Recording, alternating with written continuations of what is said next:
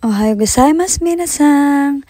Andito nga pala kami sa Ichihara Sport Center. Hindi ako sure sa pangalan ng sport center dito. But, andito kami sa Ichihara para sa isang tournament or laban ng aking baby. So, dahil maaga pa, ayan, nanonood muna kami ng practice nila. Kumbaga, nagtitraining muna sila bago mag-start ang game nila. So, ayan, syempre habang nanonood, ginutom talaga ako. Buti na lang, prepared ako, meron akong bawang isang onigiri at inumin.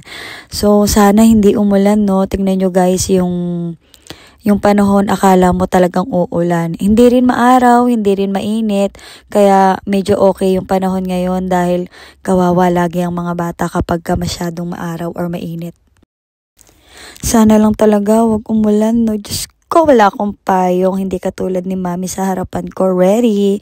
Pero syempre ready din ako sa init, meron akong dalang fan, 'di ba? So yun na nga, habang nanonood ako dito sa practice pa lang nila, parang ako'y napapagod na sa kanila kasi ang aga-aga namin, siguro 2 hours before pa lang mag-start yung game, andirito na kami, nagpa-practice na sila.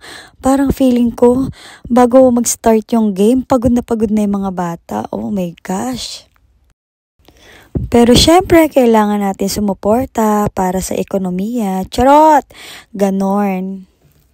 Kaya kahit na mainit or bumagyo, umulan, bumagyo, andirito pa rin kami. Suporta lang guys, 'di ba?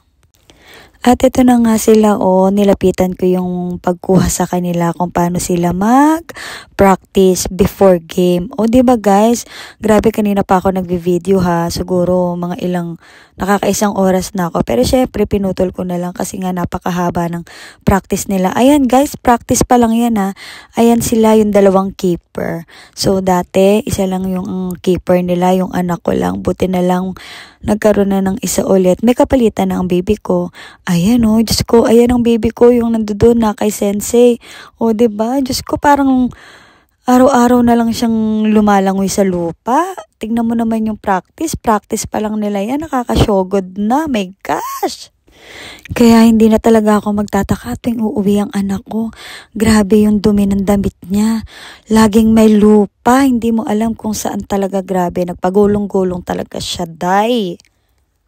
Pero sige, support lang ang mami. Support lang sa aking anakish, 'di ba? So, ayan, sige gambate, baby. More practice. Pero sa totoo lang guys, ayoko talagang manonood ng game nila. Kasi alam nyo kung bakit. Tuwing manonood ako, nagkakataon, lagi silang natatalo. Hindi ko alam kung bakit. Meron yata akong balat sa pit. Wala naman. Kaya sabi ko sa anak ko, nak, pwede bang wag na ako manood? Kasi parang tuwing nanonood si mami, lagi kayo natatalo. Pero pag hindi ako nanonood, nananalo kayo. 'Di ba? Nakakatamad ng umuwi kasi ang layo-layo nito sa amin. Kaya sabi ko, sige manonood na lang ako kahit na manalo sila, 'di ba? Kasi ayoko nang magpabalik-balik. Then hihintayin ko na lang siya sa pag-uwi or pagtapos ng game nila. Yun, tiyaga-tiyaga na lang din ako, ganon. Pero sana manalo nga sila kasi ako na naman yata yung malas. Charot. Hindi naman sa ganon. Hindi naman malas. Swerte. Talagang malakas lang talaga yung kalaban nila pag natatalo sila. Kasi syempre mga baguhan pa rin sila, 'di ba? So ayan na sila Lalaban na yata sila or magi-start na yung game, guys. I-pass forward na lang natin, okay?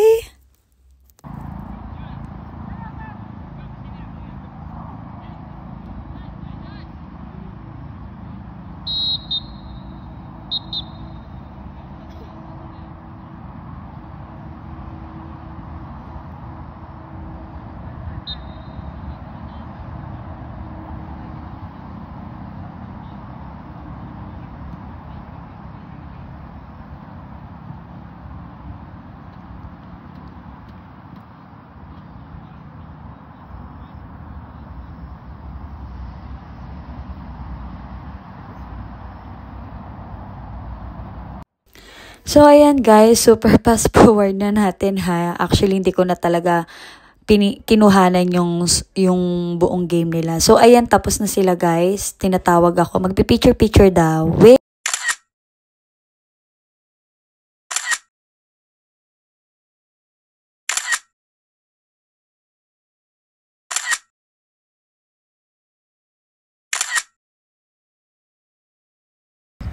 Tapos na, yun na sila.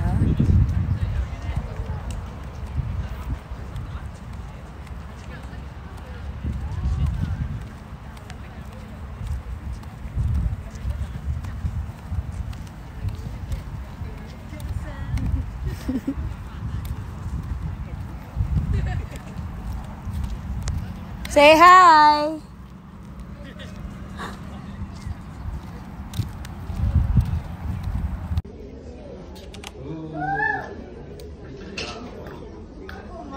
Cheers!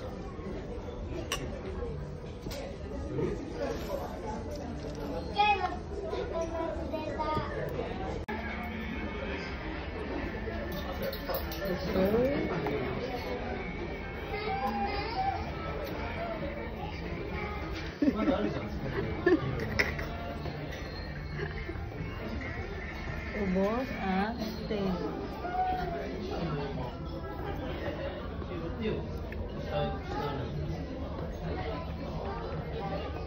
Love you. Look.